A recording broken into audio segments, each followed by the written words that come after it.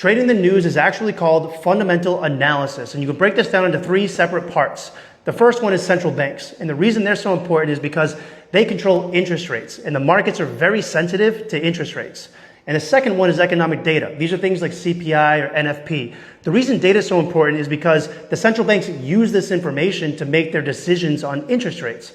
An example of this would be if CPI keeps coming out too high, typically the central bank will want to raise interest rates. And higher interest rates is bad for gold, higher interest rates is bad for NASDAQ, but it's good for the US dollar. This is where we get our moves when data comes out. And the third one is geopolitical events. These are things like physical wars or trade wars or even like political elections.